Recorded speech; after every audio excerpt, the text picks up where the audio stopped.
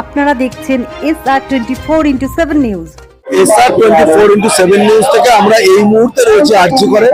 আপনারা সবাই জানেন আরজিকর যে কাণ্ড হয়েছে, নির্মম ভাবে যে মেডিকেল স্টুডেন্টকে রেপ করে খুন করা হয়েছে, তার প্রতিবাদে আজকে সারা পৃথিবী, সারা দেশ, সারা পৃথিবী উত্তাল।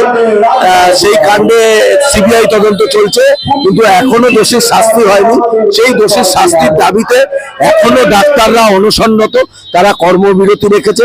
তারা জানাচ্ছে যে এখন অবধি যদি দোষী যতক্ষণ না শাস্তি হবে তারা কর্মগ্রহণ করবে না। আমরা সরাসরি সেটা আপনাদের দেখাচ্ছি।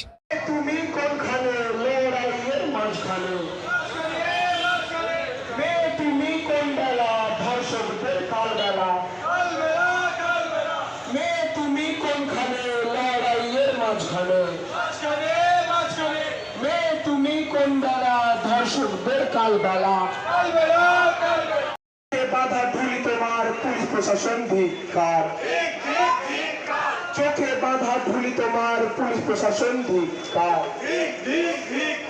চোখে বাধা।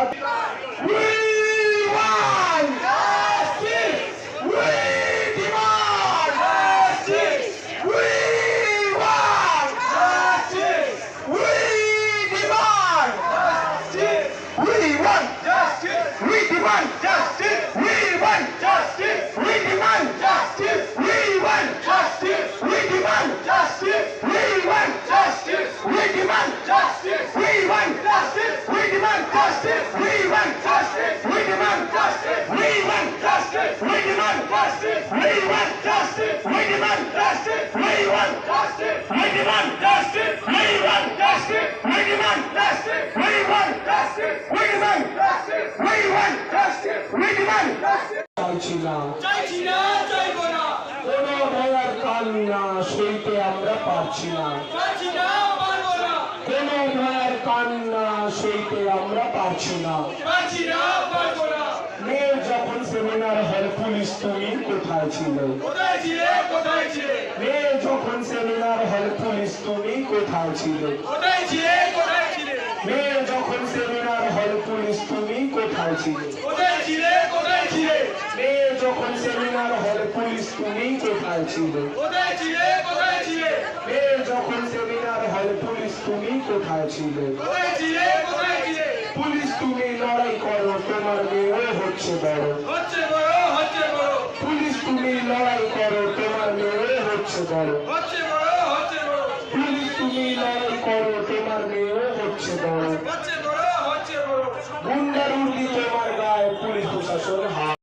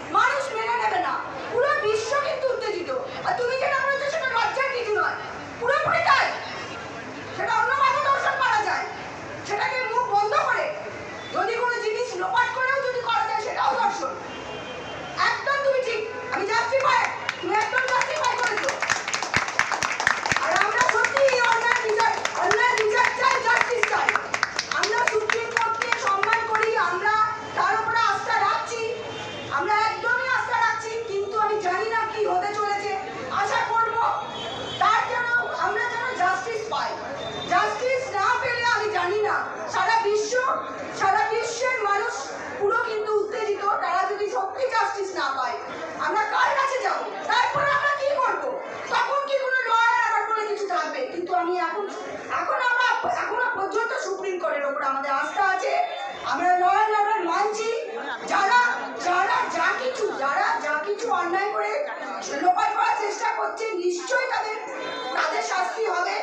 আর যারা আসল আসামি, যারা খুনি, তাদের দৃষ্টান্তমূলক শাস্তি হবে। আমি কালকে একটা পেশেন্ট আউট করে দেখেছি, একটা পেশেন্টকে জিজ্ঞেস করলাম যে আপনি কি চান? বললো ম্যাডাম আপনারা যেভাবে প্রতিবাদ করছেন, আমি খবরে শুনে আমরা তো আটকে উঠছি, আপনার তারপরেও আপনার ডিউটি করছে সিনিয়র ফ্যাকাল্টিরা। কালকে আমি আউট করেছিলাম, একটা দুটোই পেশেন্ট হয়েছে, কিন্তু তা বলছে যে তাকে শুধু ফাঁসি দিতে হবে না। পেশেন্ট বলছে তাকে ফাঁসি দিতে হবে না, একটা মহিলা সে বলছে তাকে তার চামড়া কেটে নুন জাল মাখিয়ে তাকে ধরবে মারতে হবে।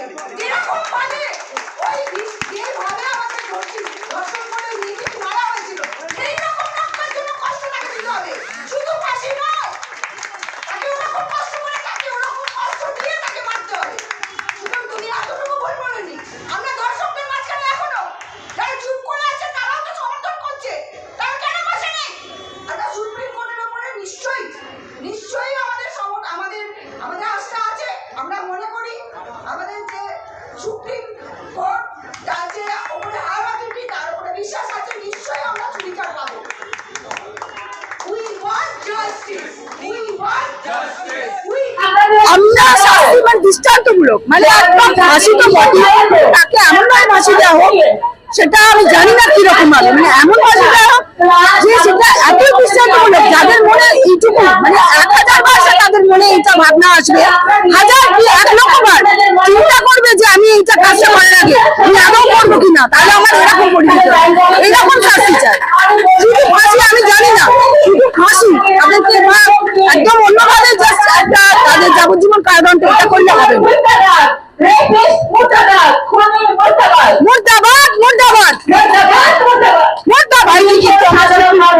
আমরা আশা রাখছি, আমরা আশা করছি যে সুপ্রিম কোর্ট অবশ্যই আমাদের জাস্টিস দেবে, আমরা সেইটাই আশাই আছি, সেই প্রত্যাশাই করছি। কিন্তু আমরা সাধারণ মানুষ হিসাবে, রাস্তাঘাটে সাধারণ মানুষ হিসাবে এই ঘটনা যদি আমরা ঠিকমতো জাস্টিস না পাই, তাহলে আমি জানি না সাধারণ মানুষরা কি করবে। সাধারণ মানুষ হিসাবে তখন আমার যা কর্তব্য যেরকম মনে হবে আমি সেটাই করবো। কিন্তু আমরা বিশ্বাস করি সুপ্রিম কোর্ট অবশ্যই জাস্টিস দেবে, এটার আস্থা আছে।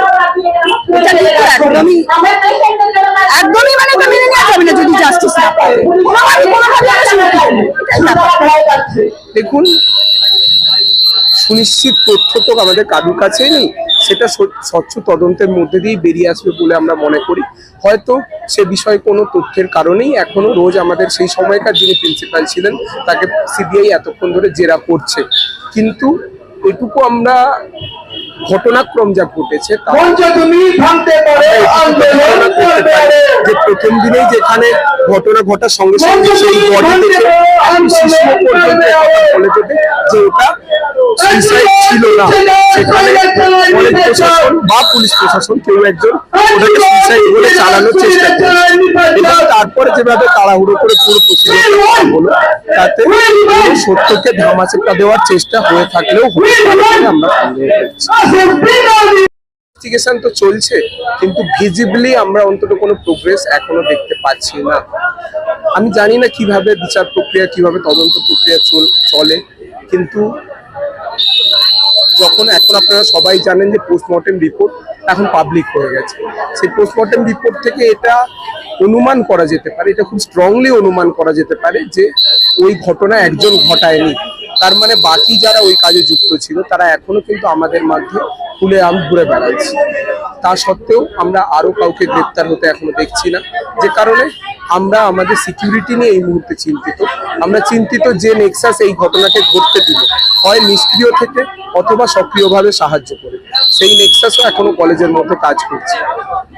ডক্টর, আমি মনে করি যে ওনার বাবা মাকে সেই সুযোগ দেওয়া উচিত ছিল যে ওরা যদি মনে করেন তাহলে আরেকবার যদি ওনারা, দেখুন এই অধিকার তো আমাদের হাতে নেই যে আমরা দাবি করতে পারি যে ওনার আরেকবার